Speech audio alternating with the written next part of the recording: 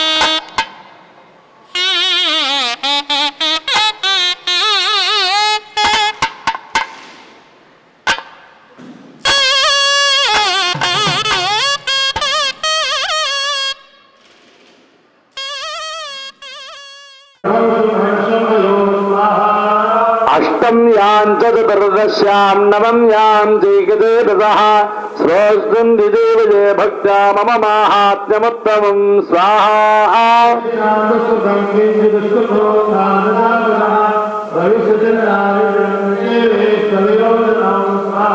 शत्रुतो न भयं तस्रस्तो वानराजुतः नगत्रो न लतो यौघात् कदाचित् सम्भविष्यति स्वाहा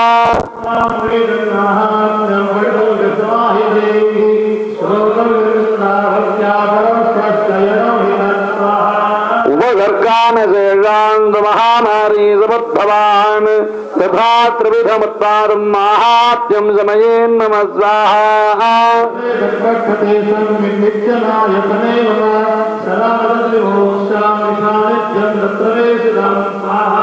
बलिप्रदाने पूजायामग्निकार्ये महोत्सवे सर्वं ममेदच्चरितम् उच्चार्यं श्राव्यमेव च स्वाहा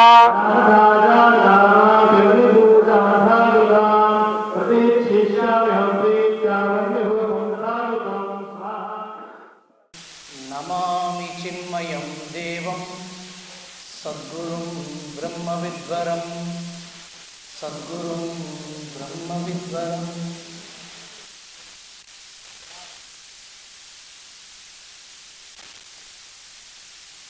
समस्त गुरु परंपरेக்கு சாஷ்டாங்க நமஸ்காரம். பூஜ்ய சுவாமி நரவாஞ்சி மகாராஜ் அவர்கள் குரு பரம்பரைக்கும் சுவாமிக்கும் என்னோட சாஷ்டாங்க நமஸ்காரங்களை சொல்லுவது.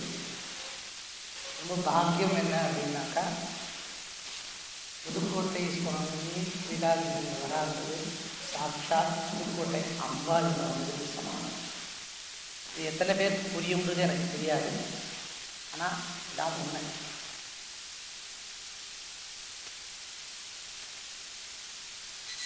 இங்கே சுவாமிஜி இங்கே வரணும் அப்படின்னு நான் இந்த 5 நாள் ஹோமம் பண்ணணும்னு சொல்லும் பொழுது நான் சுவாமிகிட்ட கேட்டது ஒரு வார்த்தை, நீங்கள் 5 நாளும் எங்களோட இருக்கணும் சுவாமிஜி. அது சொன்னேன், நீ எப்போ போக சொல்கிறீ அப்போ போகிறேன், அது வரைக்கும் கூடியே இருக்கேன். அவ்வளோ அன்பு, அந்த அன்புக்கு நிறைய நன்றி கடன் பட்டிருக்கோம் சுவாமிஜி. நீங்கள் வந்தது ரொம்ப நன்றி சுவாமிஜி. நான் ஒரு சின்ன விஷயம் சொல்லி முடிச்சுடுறேன். வேத பாராயணங்கள் எல்லாம் படிச்சனே தவிர எனக்கு சண்டி பாராயணம் படித்தது இல்லை. நான் ஒரு 2-3 வருஷத்துக்கு முன்னாடி சண்டி பாராயணம் படிக்கணும்னு சக்கடபுரத்தில் இருக்கும்பொழுது அங்கே இருக்க ஒரு பண்டிகிட்ட உட்காந்து படித்தேன். நான் முறைப்படி படிக்கணும்ன்றது படித்தேன். படித்து முடிச்சுட்டு என்ன பண்ணேன்னாக்கா அவன்கிட்ட உட்காந்து சொல்லியிருந்தேன், நாம் ஒரு வாட்டி உட்காந்து பாராயணம் பண்ணணும், 2 பேரும் ஒரு 5 நாளைக்கு பண்ணணும், நீ டைம் கிடைக்கும் போது வா அப்படின்னு சொல்லிட்டு இருந்தேன். வரேன்னா 2 பேருக்கும் சரியில்லைனாரு. கிட்டத்தட்ட 2 வருஷம் நாள் ஓடி போச்சு. ஆனால் சுவாமிஜி என்னை கூட்டி இப்போது இங்கே வா, இங்கே பண்ணு, சண்டியோகம் பண்ணலாம் அப்படின்னு சொல்லும்போது நான் மனசில் நினச்சிட்டேன், இந்த வாட்டி நான் பாராயணம் பண்ணணும்னு. நான் பாராயணம் பண்ணதுக்கு அந்த பர்சனை யார்கிட்ட படித்தேனோ அந்த சின்ன பையன் தான் வர சொன்னீங்க, நீ வா உட்காந்து 5 நாள் பண்ணு அப்படின்னு சொல்லியிருந்தேன். கரெக்டாக நாளைக்கு காத்தால் ஆரம்பிக்க வரும், அதாவது நேற்று காத்தால் ஆரம்பிக்கும் பொழுது அவன் ராத்திரி, அதுக்கு முன்னாடி ராத்திரி 9 மணிக்கு ஃபோன் பண்ணிவிட்டு எங்கள் ஆற்றுல ஒரு விருத்தியாக எடுத்து வர முடியல அப்படின்ட்டான். ஏடா நமக்கு பாக்கியம் இல்லையா அம்பாள் திருப்பியும் தள்ளி போயிட்டேன் அப்படின்னு நினச்சிட்டே இருந்தேன். அப்போ டக்குன்னு தோணிட்டு எனக்கு துணைக்கு என்னோடய ஆஸ்தானம் ஒரு 25 வருஷமாக எனக்கு கூடிய கிருஷ்ணசர்மாஜி அவர்கள் இருந்துட்டு நிறைய ஹோமங்கள் பெரிய பெரிய கும்பாபிஷேகங்கள் எல்லாம் பண்ணியிருக்கார். அவருடைய குருநாதர் எல்லாருக்கும் தெரிஞ்சவர், ரொம்ப தெரிஞ்சவர் சேரங்கிற வெங்கட்ராஜ் வாத்தியார், இந்த பரம்பரை பெரிய பரம்பரை. பாக்கியம் என்னென்னா அவர் எதேச்சியாக கூட இருக்கும்போது சொல்லியிருந்தேன், இந்த சண்டியோகம் நடக்கும் ஒரு 5 நாள் வரும் அப்படின்னு. அன்றைக்கி நைட்டு நான் ஃபோன் பண்ணி இந்த மாதிரி அவன் வரேன்னு சொன்னால் வரலன்னு சொல்லிட்டான் அப்படின்னு சொல்லும்போது அது நான் இருக்கேன் சாமி உங்களோட அப்படின்னு சொல்லிவிட்டு அடுத்த நாள் காத்தால் அவர் கூட இருந்து பாராயணம். இப்போ 2 நாளாக அவரோட நானும் பாராயணம் பண்ணியிருக்கேன். எனக்கு ஒரு பாக்கியம் கிடைச்சிது, பெரிய பாக்கியம், அம்பாவோட அனுகிரகம்னு நான் அதை ஃபீல் பண்ணுறேன். விட்டுடுத்தோ அப்படின்னு நினச்சேன், இல்லைடா நான் உன்னை விடலடான்னு. அது ரொம்ப ஆச்சரியமான ஒரு விஷயம். ஒன்று. 2வது விஷயம், இந்த யஜ்யம் ஹோமம்னு பார்த்து என்னென்னா, ரொம்ப நேரம் இதை பார்த்துட்டு இருந்தேன், அமைதியாக உட்காந்து பார்த்துட்டு என் மனசில் பட்ட விஷயம் என்னென்னா, இந்த இருக்கானே செந்தில், நீங்கள்லாம் உட்காந்துன்னா அந்த ஹோமம் ஒன்றும் தெரிஞ்சிருக்காது. ஏன்னா சுற்றி உட்காந்துன்னா மறைஞ்சிருக்கும், சின்ன ஹோமம் ஒன்று தான் அது இவ்வளோ பெருசாக்கி வச்சுருக்காங்க சைஸில். அந்த ஹோமம் ஒன்றை அப்படி பண்ணத்தை விட்டு உங்கள் எல்லாருக்கும் பார்க்க முடியாது, தெரிஞ்சு வந்து என்னன்னா காம்பீரமாக அவளால் எல்லாத்தையும் போட முடிஞ்சது, திரவியங்கள் எல்லாம். அதை பார்த்துட்டே இருக்கும்போது புரிஞ்சுது எனக்கு என்ன விஷயம்னா 3 விஷயம் புரிஞ்சுது. அதில் அது சரீரத்தோடு எந்த அளவுக்கு சம்பந்தப்பட்டிருக்குதுன்னு புரிஞ்சுது. ஒன்று, அந்த ஹோமகுண்டம் பார்த்தீங்கன்னாக்கா அது இந்த ஸ்தூல சரீரத்தை அதை அழகாக பண்ணி பக்காவாக பண்ணி ஃபிக்ஸடாக வச்சு நல்ல திரகாத்திரமாக வச்சுருந்தா தான் உள்ளுக்குள்ளே என்ன இருக்குதோ அது சாநித்தியத்தோடு இருக்கும். அது ஒன்று புரிஞ்சுட்டேன். அப்போ சரீரம்ன்றது அந்த ஹோமகுண்டம்னு சொன்னாக்கா அதுக்குள்ளே ஒவ்வொரு மூலையிலையும் ஒவ்வொரு இடத்துலையும் தெய்வங்களை ஆவாகனம் பண்ணுறான், அதை ஸ்தாபனம் பண்ணுறான். அதுக்கப்புறம் அக்னியை ஸ்தாபனம் பண்ணுறான்.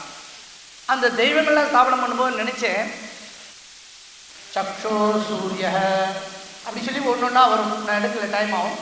அந்த தத்துவபோதத்தில் பார்த்தீங்கன்னாக்கா ஒன்றொன்றுக்கும் ஒவ்வொரு தேவதைகள் சொல்லி எல்லாம் வரும் ஃபுல்லாக. அப்போது இந்த சூக்ஷ்ம சரீரத்தில் இருக்கக்கூடிய இந்திரியம் அல்லது மனசு, புத்தி, சித்தம், அகங்காரம், அதோடு சில பிராணங்கள், இது எல்லாத்துக்கும் அதிதேவதைகள் இருக்கா. அந்த ஏறக்குறைய அந்த தேவதைகள்லாம் அங்கே உள்ள பண்ணும்பொழுது அது சூக்ஷ்ம சரீரமாக அந்த ஹோமகுண்டத்தினுடைய உள்பகுதி நம்முடைய சூக்ஷ்ம சரீரம் மாதிரி ஆறுது.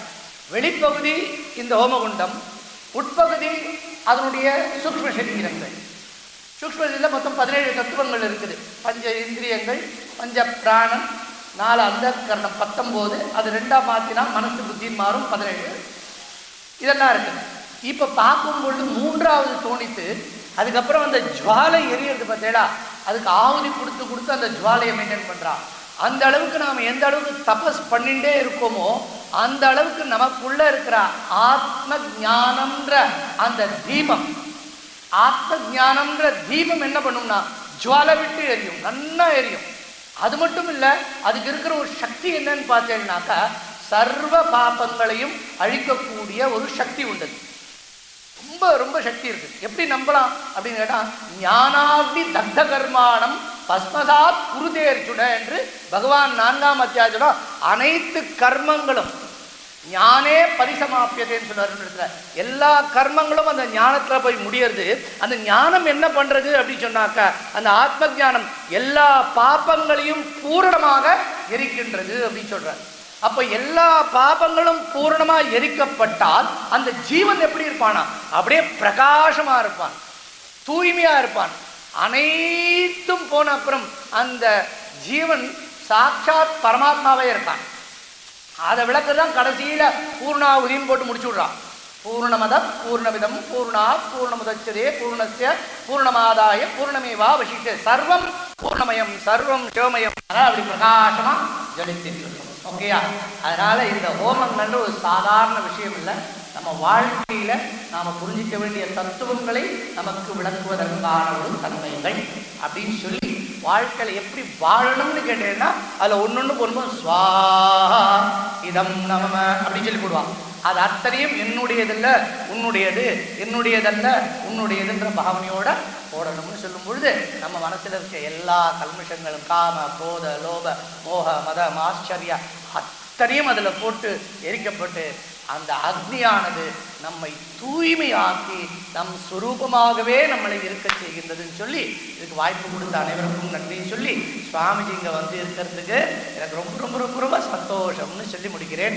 நாராயண் நாராயண் நாராயண். சதானந்த குரும் தேவம் சச்சிதானந்த விக்கிரகம் சர்வதா சுப்ரசன்னந்தம் சிவதூதம் சமாஸ்ரயே.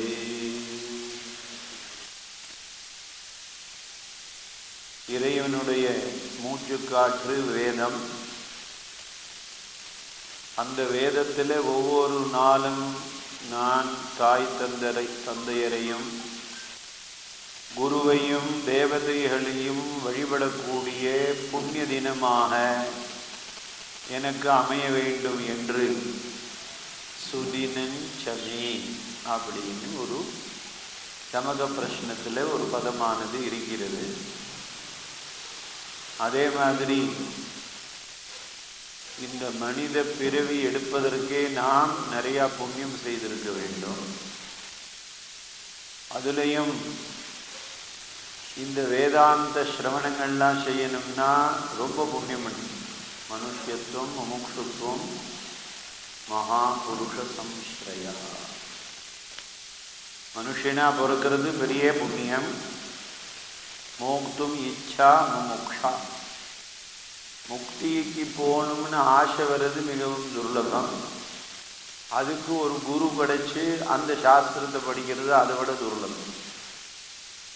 அதனால தான் துர்லபம் மானுஷன் ஜென்மா. இந்த துர்லபமான மானுஷ ஜென்மத்தில் இதெல்லாம் இப்போ சுலபமாக கிடைக்கணும்னு ரிஷி மண்டலங்கள்லாம் நமக்கு அனுகிரகம் செய்து இருக்கக்கூடிய காரணத்தினால அனைத்து குருமார்களுடைய பரிபூர்ண அனுகிரகத்தினாலையும் இருப்பது ஒன்றுதான், அது இறைவன் தான். அனைத்து குருமார்களுடைய அனுகிரகத்தினாலையும் ஜெகன்மாதா ஸ்ரீ புவனேஸ்வரி தேவியினுடைய திருவருட்கருணையினாலும் இந்த காயத்ரி நிலையம், காயத்ரி மஹால் என்று சொல்லக்கூடிய ஒசூரில் பஞ்சாயத்தன தேவதா மந்திர சகித சண்டி ஹோமம். பொதுவாக பஞ்சமம் காரிய சித்தி அப்படி சொல்லுவார். 5 நாள் நாம் எந்த காரியத்தை செஞ்சாலும் அந்த காரியம் வெற்றி அடையணும். இதுக்கு தான் நிலம், நீர், நெருப்பு, காற்று, ஆகாயம்னு பஞ்சபூதங்கள் மூலமாக நம்மளெல்லாம் ஏற்படுத்தியிருக்கார். சுவாமி தைத்திரி உபநிஷத் பாடங்கள்லாம் சொல்லியிருப்பார்.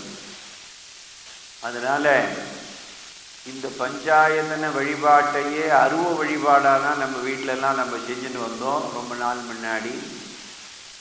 சோனபத்ரம், ஸ்படிகம், அர்த்தஸ்படிகம், அதுக்கப்புறமா ஸ்வர்ணமுகி கல், அப்புறமா கண்டகி நதியில் கிடைக்கக்கூடிய சாலகிராம கல், நர்மதா பானலிங்கம் அல்லது ஸ்படிகலிங்கம், இது 5ஐயும் பஞ்சாயத்தன வழிபாடாக வழிபாடு செய்து வந்தோம். இன்னும் பல வீடுகளில் அந்த ஒரு பூஜா போட்டியில் அருவமான ஒரு உபாசன முறையானது இருக்கிறது. சுப்பிரமணிய வழிபாடு வருஷத்துக்கு ஒரு முறை செய்வார்கள். சில பேர் வீட்டில் வேல் வைத்து அல்லது நாகர் வைத்து வழிபாடுகள் செய்வார்கள்.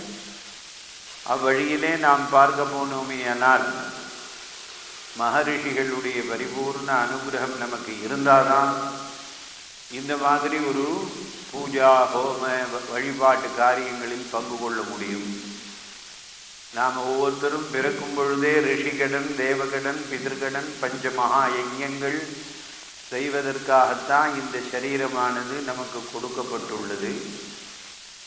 ஒரு சில பேருக்கு சின்ன வயசுலேயே ஒரு ஞானமானது ஏற்பட்டு குரு அனுகிரகம் இருந்ததேயானால் அவர்கள் சிறு வயதிலேயே துறவியாக அவர்கள் இருக்கிற மட்டும் வாழ்வதற்காக தேவையான ஒரு பழக்க வழக்கங்களை கொண்டு எல்லோருக்கும் நல் உபதேசங்களை செய்து வரக்கூடிய ஒரு பாக்கியத்தை அருளியுள்ளார்கள். இப்போ சொடக்கிற நேரத்தில் கூட எங்கேயோ ஒரு சித்தரோ ரிஷியோ ஒரு முனிவரோ ஏதோ ஒரு ஆஸ்பத்திரியில் பிறந்திருக்கலாம். இன்றைக்கி வீட்டு பிரசவமெல்லாம் இல்லை. அதனால் ஏதோ ஒரு இப்படி சொடக்கிற நேரத்தில் ஒரு குழந்தை உலகத்துக்காக எங்கேயாவது அவதரிச்சு. அதனால் இது அத்தனையுமே குருமார்களுடைய சம்பிரதாயம். பகவான் கீதையில் சொன்ன மாதிரி ஏவம் பரம்பரா பிராப்தம் இமம் ராஜரிஷயோ விது ஈஸ்வர சர்வபூதானாம் ஹிருதேஷேர்ஜுன திஷ்டதி பிராமயன் சர்வபூதானி யந்திராரூடானி மாயையா. ஈஸ்வரன் ஒருவன் தான் நம்மளை ஒரு இயக்கி கொண்டு இருக்கிறார். அதில் எந்தவித சந்தேகமும் இல்லை. நம்மளுடைய வாழ்க்கையில் சுகமும் துக்கமும் மாறி மாறி வருகிறது. அதெல்லாம் நமக்கு நல்ல பலனாக கிடைக்க வேண்டும் என்பதற்காகத்தான் 4 வேதங்கள், சாஸ்திரங்கள், புராணங்கள், மன அமைதி ஏற்படணும், சித்த சுத்தி ஏற்படணும், சமதமாதி சம்பத்து ஏற்படணும். அப்புறமா இவன் சமித்வாணி ஸ்ரோத்ரியம் பிரம்மதத் விஜானார்த்தம் சகுருமேவாபிகச்சேத் சமித்வாணி ஸ்ரோத்ரியம் பிரம்மனிஷ்டம். அப்புறமா ஒரு குருவை சரணடைஞ்சு வேதாந்தங்கள்லாம் படித்து ஞானத்துக்கு போகணும் என்று சாஸ்திரங்கள்லாம் சொல்லியிருக்கிறார்கள். அவ்வழியிலே மார்க்கண்டேய புராணத்தில் நடுநாயகமாக அமைந்திருக்கக்கூடிய தேவி மகாத்மியம் என்று போற்றக்கூடிய சப்தசதி என்று சொல்லக்கூடிய 700 மந்திரங்கள் இந்த இடத்துல ஹோமமானது 5 நாட்களும் நடக்கிறது. பூஜனீய விசேஷேன கலவு சண்டி விநாயகவு என்று உடனடியாக பலனை கொடுக்கக்கூடிய இந்த கலியுகத்தில் 2 தெய்வங்கள் இருக்கின்றன என்று சொன்னோமே. ஆனால் ஒன்று மகாகணபதி, மற்றொன்று சண்டிகா பரமேஸ்வரி. அந்த சண்டி ஹோம மந்திரங்களில் ரிக்வேதம், யஜுர்வேதம், சாமவேதம் என்று 13 அத்தியாயங்களாக பிரித்து பூஜா மார்க்கங்களை அதர்வண வேத துல்லியமாக பிரித்து சதுர்வேத சாரபூதமாக இந்த சண்டி ஹோமத்தை மகரிஷிகள் நமக்காக வழங்கியுள்ளார்கள்.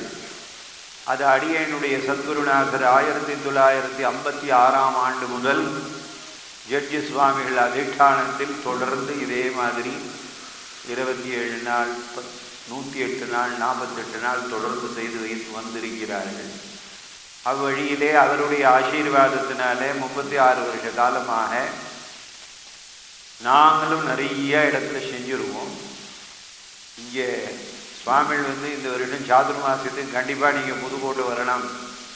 நான் சொல்கிறேன், தயவுசெய்து எடுத்துக்க வேண்டாம், புவனேஸ்வரி சொல்கிறாருன்னு எடுத்துக்கோங்க அப்படின்ற உடனே 2 மாதமும் அங்கே இருந்து சாதுர்மாச விரத அனுஷ்டானத்தை பண்ணி பூஜையெல்லாம் செய்து எல்லோருக்கும் ஆன்லைனிலேயே வகுப்பெல்லாம் காணொளி மூலமாக எடுத்தார்கள். அப்போ கூட எங்களுக்கு இந்த திட்டங்கள்லாம் இல்லை. இந்த 5 நாள் ஹோமம் பண்ணணும். அப்போ சொன்னார், வேறு சிங்கேரியிலேருந்து ஒருத்தர் வருவார், சகடபுரத்துலேருந்து ஒரு 5 நாள் பாராயணங்கள் செய்வார்னா ரொம்ப சந்தோஷமாக இருந்தோம். இருந்தாலும் என்னன்னா இப்போ இங்கே நடக்கக்கூடிய காரணம் முக்கியமாக கிருஷ்ணாத்மானந்த சுவாமியுடைய தபசு தான். அவர் எல்லா வேதாந்தத்தையும் படித்ததுக்கு அப்புறமும் இந்த தேவி மகாத்மியத்தை படிக்கணும்னு ஆசைப்பட்டு, அதுவும் என்ன அவருக்கு படிக்க தெரியாதா, பகவத்கீதையும் 700 ஸ்லோகம்தான். தர்ம அர்த்த காம மோட்சம், அறம் பொருள் இன்பம் வீடு. அறத்திற்காகவும் 4 சப்தசதிகள் இருக்கின்றன. மனுஸ்மிருதிங்கிறது அறத்திற்காக ஏற்பட்டது. தர்ம அர்த்தம், நம்ம வாழ்க்கையில் சுகமாக இருக்கணும். அர்த்தம்னா மனமந்திரம் கிடையாது. வந்து வாழ்க்கையில் சுகமாக இருக்கணும்னா தேவி மகாத்மியம், இல்லற வாழ்க்கையில் சண்டை சச்சரவுகள் இல்லாமல் நாம் ஆனந்தமாக வாழணும்னா அதுக்கு வாத்சாயன மகரிஷி சொன்ன 700, ஞானசாஸ்திரம் பகவத்கீதை 700, இது எல்லாத்துக்கும் 700 ரிஷிகள் நமக்கு கொடுத்திருக்கிறார்கள். அது எல்லாத்தையும் நாம் படித்தாலும் இந்த அறப்பொருள் இன்பம் வீடு 4 நமக்கு கிடைக்கும்னா எல்லா இடத்துலையும் இருக்குது. அதே மாதிரி உபாசனா மார்க்கத்தையும் பகவத்கீதையில் பேசுகிறார்கள். அதே மாதிரி நம்மளுடைய குண நலன்கள் எப்படி வைத்துக்க வேண்டும், நம்மளுடைய வேல்யூஸ்ன்னு இங்கிலீஷில் சொல்கிறாங்களே, நம்மளுடைய பழக்க வழக்கங்கள் எப்படி இருக்க வேண்டும் அப்படிங்கிறதெல்லாமும் நிறையா சொல்லி இருக்கிறார்கள். அதே மாதிரி இந்த தேவி மகாத்மியத்திலையும் மனிதனை பண்படுத்தக்கூடிய ஒரு விதமாக சாஸ்திரங்களில் அமைச்சு இந்த தேவி மகாத்மியத்துக்கு 7 பேர் வியாக்கியானம் விரிவுரை எழுதியிருக்கிறார்கள். அதில் ஆராதிதா சைமன்னரணாம் போக ஸ்வர்க அபவர்கதா தர்ம அர்த்த காம மோட்சங்கிற சதுர்வித புண்ணிய புருஷார்த்தங்களும் இந்த சண்டி ஹோமம் நடக்கிற இடத்துல கிடைக்கும். அது இந்த காயத்ரி நிலையம்னு இதுக்கு பேர். இங்கே எத்தனையோ பூனெல்லாம் நடந்திருக்கலாம், காயத்ரி ஜபங்கள்லாம் நடந்துருக்கலாம். துதோமயா வரதா வேத மாதா பிரச்சோதயந்தி பவனே த்விஜாதா ஆயு பிருத்திவியாம் திரவிணம் பிரம்மவர்ச்சசம் மஹ்யம் தத்வா பிரஜாதும் பிரம்மலோகம். எங்க காயத்ரி மந்திரம் நடக்கிறதோ, யார் காயத்ரி மந்திரம் ஜெபம் செய்கிறார்களோ அவருக்கு நல்ல ஆயுசு, நல்ல சுகங்கள், ஆனந்தமான வாழ்க்கைகள் கிடைக்கும்னு மகாநாராயண உபனிஷத் சொல்கிறது. அப்பேற்பட்ட காயத்ரி நிலையத்தில் அனைத்துலக நலம் வேண்டி இந்த ஹோமமானது செய்யப்பட்டு வருது. இந்த ஹோமம் தொடர்ந்து எல்லா ஊர்லேயும் செய்யணும்னு சங்கல்பமானது செய்து இருக்கிறோம். அது எதுக்காகனா, இந்த புவனேஸ்வரி பீடம் கிட்டத்தட்ட 126 வருஷத்துக்கு முன்னாடி சதாசிவ பிரம்மேந்திர சரஸ்வதி அவதூத சுவாமிகள் என்ற ஒரு மகான் ஜட்ஜாக இருந்து ஜட்ஜு பதவியை துறந்து துறவியாகி நேர காஞ்சிபுரம் சென்று ராமகிருஷ்ணானந்த பிரம்மேந்திர சுவாமிகிட்ட வேதாந்த பாடம் படித்து அவர்கிட்ட சன்னியாசம் வாங்கிட்டு அப்படியே பூப்பிரதட்சிணை யாத்திரையாக வந்து நார்த்தாமலை மாரியம்மன் கோவிலில் தபஸ் செய்யும் பொழுது ராஜாக்கள்லாம் அவரை அழைச்சிட்டு போய் புதுக்கோட்டையில் வைத்திருந்து அவருக்கு மகா சமாதி எல்லாம் பிறகு நடைபெற்று அதுக்கப்புறமா அவருடைய சமாதியை அவருடைய சிஷ்யர் ஸ்வயம்பிரகாச பிரம்மேந்திர சுவாமிகள் 1932ஆம் ஆண்டு கண்டுபிடித்து அவருக்கு 23 சிஷ்யர்களை ஏற்படுத்தி அதில் ஒரு சாந்தானந்த சுவாமிகளையும் நல்வழிப்படுத்தி குருநாதருக்கு கைங்கரியம் செய்வாயாக என்று புதுக்கோட்டைக்கு அனுப்பி வைத்தார். அவர் அங்கே நிறையா நாள் இருந்து தபஸ் செய்து அதுக்கப்புறமா 1956 ஒரு புவனேஸ்வரிக்கு சித்திரப்பட்டம் எழுதி கோட்டி அர்ச்சனை பண்ணினார். அப்போ எழுதின படம் இந்த ஒசூரில் உத்தராத்தில் இருக்குன்னு சுவாமி சொன்னார். அதனால் என்னென்னா எல்லாமே ஒன்றுக்கு ஒன்றும் பூர்வ ஜென்ம சம்பந்தம் இருக்குது. அந்த சம்பந்தம் இருக்கிறதுனால தான் இந்த நல்ல காரியம் நடக்கிறது. அந்த 56ஆம் ஆண்டு கோட்டி அர்ச்சனை முடிஞ்ச உடனே சாந்தானந்த சுவாமிகள், ஏன்னா அப்பயே எல்லாரும் சந்தியாவதனங்கள்லாம் சந்தியாவதனம் பண்ணால் மாத்தியானியம் பண்ண முடியலங்கிற காலம் வந்துடுது. 1956 எல்லாம் பேண்ட மாட்டின்ட்டு நம்மெல்லாம் உங்களுக்கு வேலைக்கு போக ஆரம்பித்தாச்சு. அதனால எல்லோருக்கும் இன்பம் கிடைக்கணுங்கிறதுக்காக மகரிஷிகள் வழிவகுத்து கொடுக்கப்பட்ட மூல மந்திரங்கள் அனைத்தையும் ஹோமம் பண்ணிட்டு வந்தார். அதில் இந்த சண்டி ஹோமத்தை பிரதானமாக செய்தார்கள். அதுக்கப்புறமா 1936ஆம் ஆண்டு ஜட்ஜி சுவாமிகளுடைய சிஷ்யரே ஜட்ஜி சுவாமிகள் அதிஷ்டானத்துக்கு கும்பாபிஷேகம் செய்தார். 1962ஆம் ஆண்டு ஜெகன்மாதா புவனேஸ்வரி பிரதிஷ்டையாகி கும்பாபிஷேகமாச்சு. அதுக்கப்புறமா 77 ஒரு கும்பாபிஷேகமாச்சு. 1992 நான் சாந்தானந்த சுவாமிகளோடு சேர்ந்து அந்த கும்பாபிஷேகத்தை செய்தோம். 2014 ஒரு கும்பாபிஷேகமாச்சு. அதுக்கப்புறம் இப்போ 2025 ஒரு கும்பாபிஷேகம் செய்வதற்காக தான் அது பிரச்சாரமும் நடக்கணும், அதே சமயத்தில் இந்த ஹோமங்களும் நடக்கணும் தொடர்ந்து. அப்படிங்கிறதுக்காக தான் இங்கே 5 நாட்கள் ஏற்பாடு செய்து இருக்கிறோம். இதில் உங்களுக்கு இப்போ மார்ச் மாதம் 19ஆம் தேதி கார்த்தால 4:30 மணிக்கு கோபூஜை முதல் துவங்கி மத்தியானம் 3 மணி வரைக்கும் பரிவார தேவதா சகித புவனேஸ்வரியை பாலாலயம் பண்ணுறோம். ஜூன் மாதம் 1, 2, 3, 4, 5 நாட்களுக்கு 10 கால விசேஷ பூஜைகள் செய்து 8 கால ஹோமங்கள் செய்து மகா கும்பாபிஷேகம் நடக்கிறது. 6/6/1962 புவனேஸ்வரி பிரதிஷ்டையாச்சு. 5/6/2025 நாமெல்லாம் சேர்ந்து கும்பாபிஷேகம் பண்ணுறோம். அது எப்படி பண்ணுறோம்னா, தர்ம சம்வர்தனி கோவில் எப்படி இருக்கோ அதே மாதிரி புவனேஸ்வரி க்ஷேத்திரமானது 13,100 சதுரடியில் கல்ஹாரமாக அமைக்கப்பட்டுள்ளது. அது சின்ன சின்ன வீடியோலாம் இருக்குது, எல்லாருக்கும் தரோம், நாங்கள் பாருங்க. 96 தூண்கள், ஒவ்வொரு தூண்லையும் 8 தேவதைகள், 950 தேவதைகள் இருக்குது. 63 பாவை விளக்குகள் இருக்குது. அதுக்கப்புறமா தொடர்ந்து அபீஷ்டவரத மகாகணபதி, பஞ்சமுக ஹேரம்ப கணபதி, பஞ்சமுக ஆஞ்சநேயர், பஞ்சமுகத்தோடு கூடிய விஸ்வகர்மா தேவத்தச்சனோட, அப்புறம் ஞானஸ்கந்த முருகர், குருபீட்டம், தட்சிணாமூர்த்தி, தட்சிண காளிகா தேவி, சுர்ணாகர்ஷண பைரவர், தன்வந்தரி மகாவிஷ்ணு, காசி விஸ்வநாத பஞ்சகம், அப்புறம் ஜட்ஜி சுவாமிகளுக்கு அணுக்க தொண்டரான கைவல்யானந்த அவதூத சுவாமிகள், அதுக்கப்புறம் ஜட்ஜி சுவாமிகள் சன்னிதானம், ஜெகன்மாதா புவனேஸ்வரி, மகாமேரு ஜெகன்மாதா புவனேஸ்வரிக்கு நேர அஷ்டாதச பஜு மகாலட்சுமி துர்காதேவி, அதுக்கு பக்கத்தில் சுவாமிகள் செய்த இடத்துல சாந்தானந்த சுவாமிகள் தொடர்ந்து ஹோமம் பண்ணின இடத்துலையே ஹோம குண்டத்தையும் அமைத்து, கிழக்கு வாயிலில் கோபுரம் அமைத்து 4 துவாரங்கள் அமைத்து அந்த பணியானது முடிஞ்சாச்சு. இப்போ மேலே கொஞ்சம் அந்த வெதரிங் கோர்ஸு, அதுக்கப்புறம் ஒளி அமைப்பெல்லாம் நடந்து கொண்டு இருக்கிறது. அதனால் ஒரு தேவலோகத்தில் எப்படி கும்பாபிஷேகங்கள் நடந்ததோ அது மாதிரி நாம் ஜெகன்மாதா புவனேஸ்வரிக்கு கும்பாபிஷேகம் பண்ணணும்னு தீர்மானம் செய்து நிறைய வேலைகள் செய்து கொண்டு இருக்கிறோம். எல்லோரும் நீங்கள் அனைவரும் அதில் பங்கு கொண்டு அந்த கும்பாபிஷேகத்துக்கு இருந்து தரிசனம் செய்து, அந்த கும்பாபிஷேகம் முடித்த மறுநாள்லேருந்து 48 நாளைக்கு தொடர்ந்து புவனேஸ்வரி மூலமந்திர செய்த சண்டி ஹோமம் நடக்கிறது. அந்த மண்டலாபிஷேகம் முடிஞ்ச உடனே 3 வருஷ காலம் புவனேஸ்வரி கோட்டி ஹோமம் நடக்கும். புவனேஸ்வரி மூலமந்திர ஹோமம் 3 வருஷ காலம் இடைவிடாமல் காலை வேளையில் மாலை வேளையில் இதே மாதிரி சண்டி ஹோமம் 3 வருஷம் நடக்குது. இந்த தேவி மகாத்மியத்தில் கடைசி அத்தியாயத்தில் ஏவம் சமாராதயதோ ஸ்திரிபிர்வருஷைர் யதாத்மனோஹோ பரிதுஷ்டா ஜெகந்தாத்ரி பிரத்யக்ஷம் பிராகச்சண்டிகா என்ற ஸ்லோகம் மந்திரத்துக்கு இணங்க 3 வருஷ காலம் அங்கே ஹோமம் நடக்க போகிறது.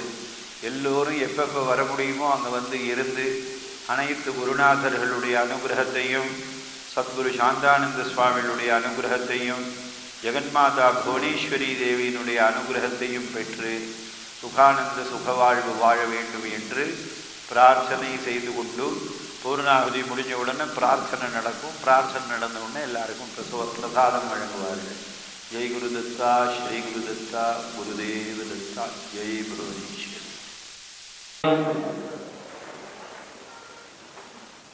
ஐம் மகாகாளி ஹ்ரீம் மகாலக்ஷ்மி க்ளீம் மகாசரஸ்வத்யை ஐம் ஹ்ரீம் க்ளீம் சாமுண்டாயை விஞ்சே சண்டிகா பரமேஸ்வரி புவனேஸ்வரி பராபட்டாரிகாயை நமः. சகஞ்சுகம் வஸ்திரம் சமர்ப்பயாமி நமः. ஸ்வாஹா. ஸ்ரீமாதா ஸ்ரீமஹாராஜ்ஞி ஸ்ரீமத் சிம்ஹாசனேஸ்வரி சிதக்னிகுண்ட சம்பூதே தேவதாரி சமுத்யதே உத்யத்பானு சஹஸ்ராபே சதுர்பாஹு சமன்விதே ராகஸ்வரூப பாஷாಢ்யே क्रोधागाराङ्कुशोज्वले मनोरूपेक्षु गोदण्डे पञ्चतन्मात्रसायके जय जय श्री चण्डिका परमेश्वर्यै नमः. अग्निर्वापामायतनं यो अग्निरायतनं वेद आपो वा अग्निरायतनं साङ्गायीदायुधायी दवानायी शक्तिपरिवारायै चण्डिका परमेश्वर्यै नमः. पुष्पमालां समर्पयामि नमः. स्वाहा.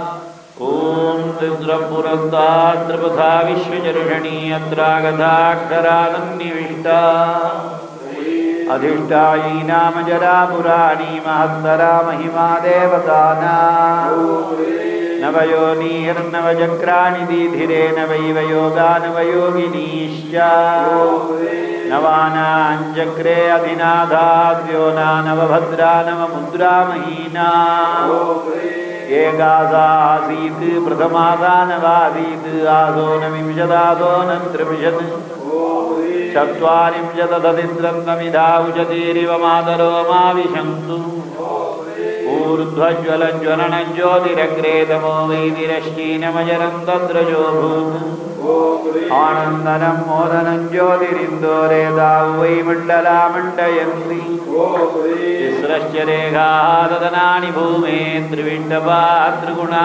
त्रिप्रकाशाः एतत्पुरं पूरकं पूरकानामत्र प्रथेदे मदनो मदन्या मदन्तिका मानिनी मङ्गलाय सुभगाय सा सुन्दरी शुद्धमत्ता लज्जामतिर्दुण्डिरिष्टाय पुष्टा लक्ष्मीरुमा ललिता लालभक्ति इमां विज्ञाय सुधया मदन्ति परिसृतात् तर्पयन्त स्वपीठान् नागस्य वृद्धे महतो वदन्ति परं धावत्रैपुरं चाविशन्ति कामो योनिः कमला वज्रपाणिर्गुहादा मातरिश्वाब्रवीन्द्रः पुनर्गुहादकला मायया च पुरुषीषा विश्वमातादिविद्यु पूर्णाहुतिमुत्तमां जुहोति सर्वं वै सर्वमेवाप्नोति अस्यामेव प्रतिष्ठति दाङ्गानि दाजुधानि दवाहनानि शक्तिदपरिवाराणि सर्वमन्त्रात्मिकानि सर्वयन्त्रात्मिकानि सर्वतन्त्रात्मिकानि परिपूर्णानुग्रहक्षिप्रप्रदादिन्यै ऐं महाकाली ह्रीं महालक्ष्मी क्लीं महासरस्वती ऐं ह्रीं क्लीं चामुण्डायै विद्ये चण्डिका परमेश्वरी भुवनेश्वरी परा भट्टारिकायै नमो नमः गन्धपुष्पाक्षतकुङ्कुमफलताम्बूलसहिताम् आज्यावदिग्धां महाहुतिं नम महापूर्णाहुतिं समर्पयामि नमः स्वाहा गणेश इतः पूर्वं प्राणबुद्धिदेहधर्माधिकारतः जागृत्स्वप्नदुडुप्यवस्थातुमनसा वाचा कर्मणा हस्तादुग्धं यद्गतं तत्सर्वं ब्रह्मार्पणं भवतु स्वाहा इदानीमग्निस्थम् आवाहितं सकलदेवः ॐ ऐं ह्रीं क्लीं चामुण्डायै विद्ये नमो नमः नानाविधपरिमलपत्रपुष्पाणि समर्पयामि धूपदीपौ समर्प्य नैवेद्यञ्च समर्प्य श्रीकाली நம்மை அறியாமை இருளிலிருந்து காப்பாற்றட்டும் இந்த பிறவியிலேயே ஸ்ரீவித்யா ஞானம் பெற்று வாழ்வு பயனுடையதாக श्री महात्रिपुर सुंदरी अरुள் செய்யட்டும் ஆணவம் கர்மம் மாயை அழிந்து ஞானம் பெற ஸ்ரீ திரிபுர பைரவி அருள் புரியட்டும் வாழ்வின் துன்பமெல்லாம் ஸ்ரீ தூமாவதி அருளால் மறையட்டும் பிறவி பெருங்கடலை எளிதில் கடந்திட ஸ்ரீ தாராம்பிகை அருள் புரியட்டும் சகல செல்வங்களும் ஸ்ரீ புவனேஸ்வரி அருளால் கிடைக்கட்டும் ஐம்புலன்களும் மனமும் அடங்கிட சஷ்டி தேவியாகிய ஸ்ரீ சின்னமஸ்தா அருள் புரியட்டும் அருள் செய்யட்டும் எதிரிகளின் சூழ்ச்சியை ஸ்தம்பிக்கச் செய்து ஸ்ரீ பகலாமுகி தர்மம் வெல்ல ரட்சிக்கட்டும் வாழ்வில் அஷ்ட ஐஸ்வர்யங்களும் நிறைந்து வறுமை கடன் அற்ற செல்வச் செழிப்பினை வழங்கி எல்லோரும் எல்லாமும் பெற்று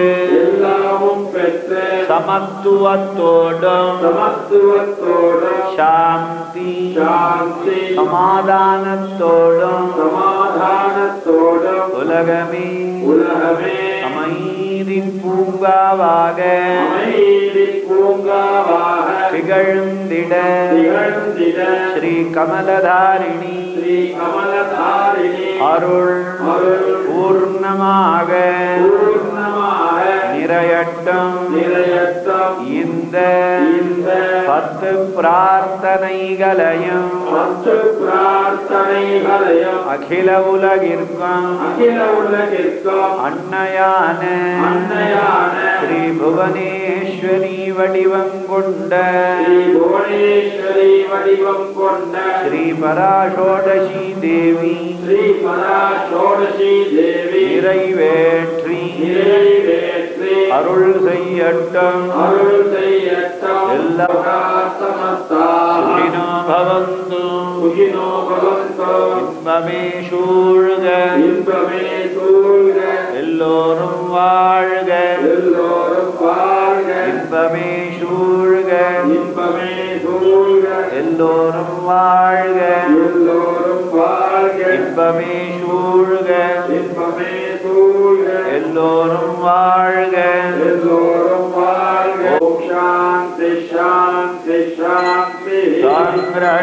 சாங்கிரண்யேஷ்யாயஜதே இமான் ஜனதாக்ருஹன் க்ருண்ணானீதி द्वादशारत्नीरजना भवति द्वादशमादात्मवत्सरः संवत्सरमेवावरुन्धे मौञ्जे भवति ऊर्ध्वै मुञ्जाः